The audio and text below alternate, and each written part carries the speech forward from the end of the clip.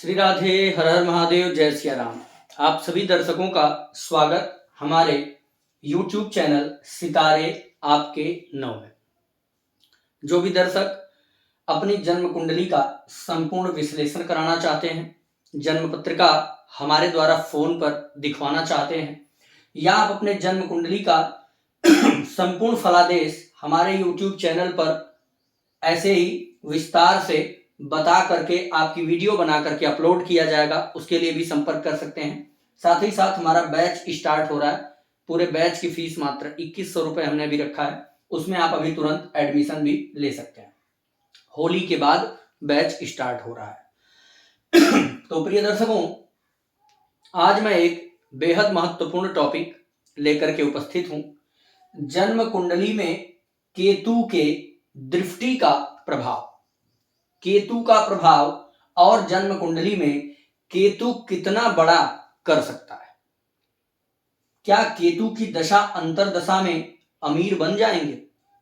क्या जन्म कुंडली में केतु ही ऐसा है जो आश्चर्य का कारण है, जो अचानक कोई काम करा देता है जिसे आप सोच भी नहीं सकते? क्या सोच से परे है केतु? अच्छा, कुछ लोग ऐसे भी मिलेंगे जो ये कहते हैं कि केतु के पास कोई दृष्टि नहीं है। यह बात जो लोग कहते हैं उनकी बात से मैं सहमत भले ही हो जाऊं, परंतु मैंने यह देखा है कि केतु की दृष्टि का प्रभाव 100% मिलता है जन्म कुंडली में। पहले हम देखते हैं कि केतु के पास कितनी दृष्टियां हैं। 5, 7 और 9। यह 3 दृष्टि केतु को मिली है।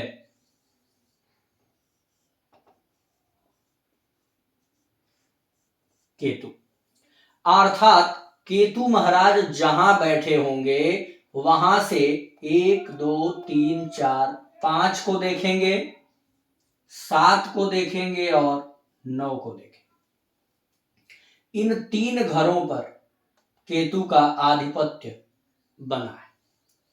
अब दर्शकों, केतु कैसे चमत्कार करता है? आपके जन्म पत्रिका में केतु किस भाव में बैठा है?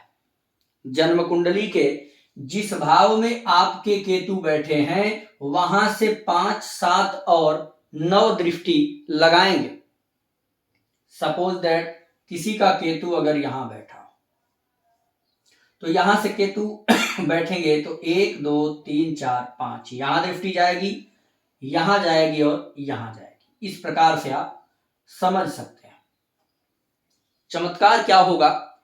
प्रिय दर्शकों, केतु जिस भाव में बैठे हो उस भाव का स्वामी यदि केतु के दृष्टि में हो या केतु के साथ युति में हो या केतु पर उस भाव के स्वामी की दृष्टि पड़ जाए, अर्थात एक शब्द में कहूं तो जन्म कुंडली में केतु जिस भाव में बैठा हो उस भाव का स्वामी भावेश यदि किसी भी प्रकार से केतु से संबंध बना ले तो उस भाव से संबंधित चमत्कार, उस भाव से संबंधित आकस्मिक घटना जीवन में होती नजर आएगी।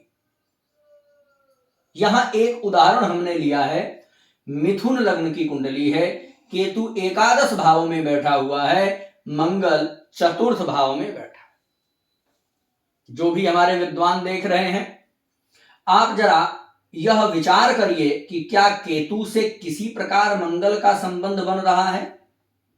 क्योंकि केतु किसके घर में है? मेष राशि में केतु बैठा हुआ है, अर्थात मंगल के घर में।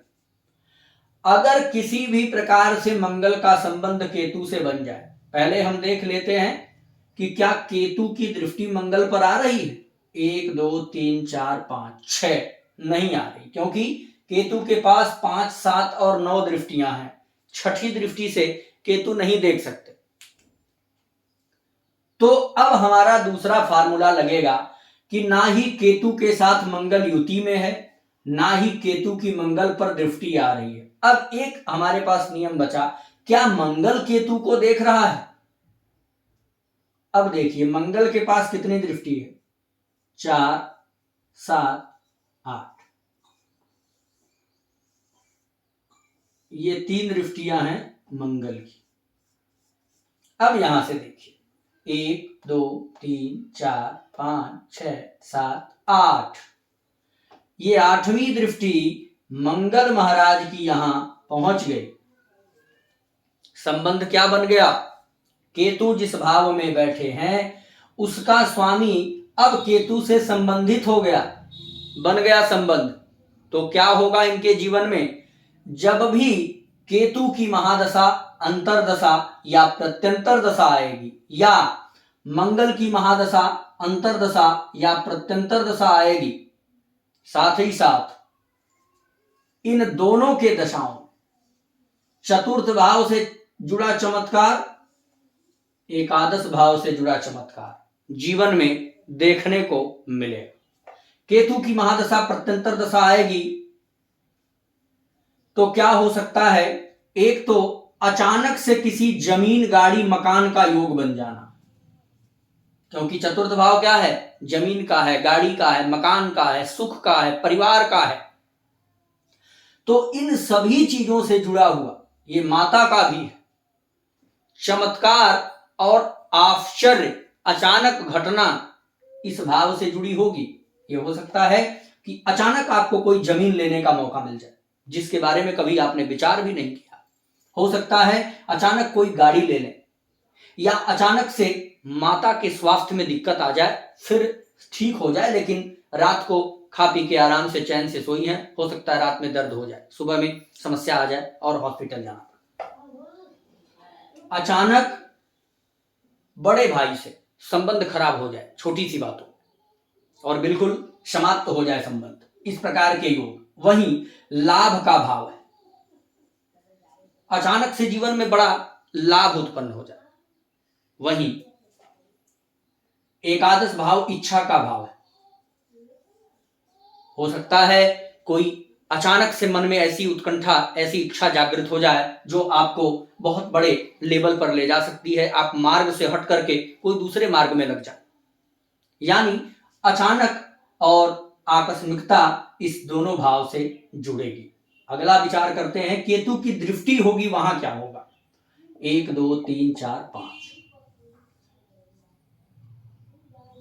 7 और 9, इन 3 भावों पर केतु की दृष्टि पड़ी। यहां पड़ी तो पराक्रमेश, कभी कभी तो ऐसा जाता मेहनत करना शुरू करेगा तो लगातार करेगा, पर कुछ ही समय, फिर अचानक से वो काम करना छोड़ भी सकता है, बंद कर सकता है। कंटिन्यूटी की कमी होगी, यानी अचानक शुरू होगा, अचानक बंद होगा, फिर अचानक कोई दूसरा काम शुरू होगा, यानी पराक्रम भी ऐसा लगेगा कि अब तो ये बिल्कुल काम धंधा छोड़ चुके हैं, पता लगा 2-4 दिन बाद कोई ऐसी स्थिति में चले गए, बहुत मेहनत करने लग गए, अचानक से कंटिन्यू हो गए। वहीं अगर ये सब पंचम भाव पर दृष्टि लगाए तो यहां से किसी से प्रेम संबंध है, अचानक क्या हुआ? ब्रेकअप हो गया।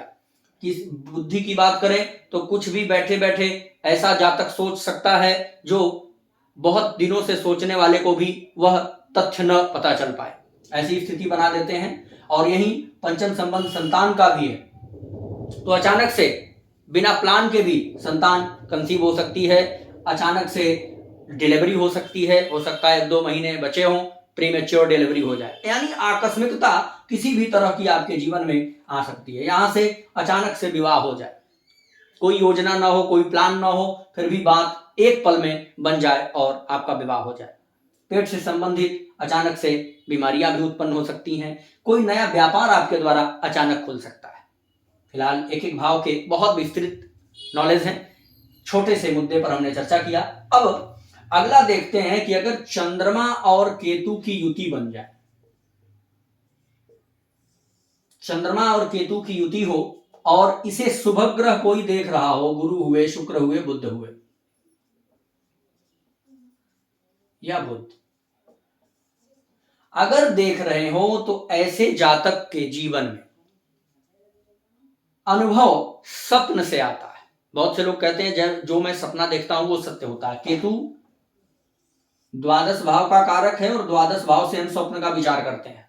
चंद्रमा मन का कारक है, चंद्रमा और केतु मिले और शुभ ग्रह से दृष्ट हो गए तो ऐसे जातक का देखा हुआ स्वप्न सत्य होता है। दूसरा, यदि केतु किसी के लग्न में बैठ जाए तो लग्न का केतु कुछ मामलों में बहुत अच्छा नहीं, अर्थात शरीर में विकास थोड़ा देर से होता है या कभी कभी कम हो पाता है, हिष्ट पुष्ट शरीर नहीं हो पाती, बहुत खिला हुआ बदन नहीं होने देता। परंतु लग्न का केतु क्या करता है कि ऐसा जातक अगर दो लोग विवाद में कर रहे हों, झगड़ा कर रहे हों या कोई आपसी तालमेल अच्छा नहीं हो, परंतु लग्न में जिसके केतु होगा वह व्यक्ति अगर इन दोनों के साथ बैठ गया तो इन दोनों को एक कर देगा। अगर एक नहीं किया तो इन लोगों का विवाद खत्म कर देगा, ये अपने रास्ते पर हो जाएंगे और ये अपने रास्ते पर। डिटैचमेंट का कारक है, खास करके दो बुराइयों को अलग कर देता है। दो बुराइयां एक होकर के कोई बड़ी बुराई नहीं बन पाती। अर्थात लग्न का केतु जहां होगा वह लोगों की मदद भी करेगा, क्योंकि केतु आध्यात्म का भी जबरदस्त कारक है। केतु बहुत धार्मिक प्लेनेट है, इसको समझने की जरूरत है। केतु और शनि से डरना नहीं है। मैंने दोनों ग्रहों की खूब पढ़ाई किया है। शनि भी किसी को कभी परेशान बेवजह नहीं करते, आप अपने गलती को भूल जाते हैं इसलिए शनि दंडित करते हैं। आप में जो कमियां हैं उस कमियां को ध्यान रखिए, सुधारिए। वही काम केतु का है। केतु आपके जीवन में तब तकलीफ देता है जब आप राय दूसरों को अच्छी देंगे और खुद पालन नहीं करेंगे।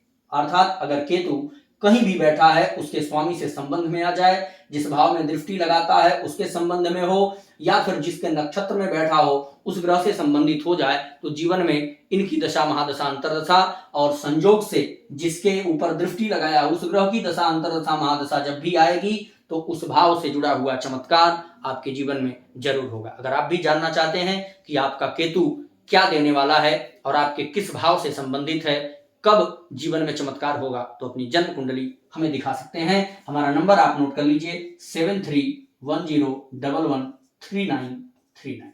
इस नंबर पर व्हाट्सएप मैसेज करके, कॉल करके इंफॉर्मेशन ले सकते हैं। जय श्री राम।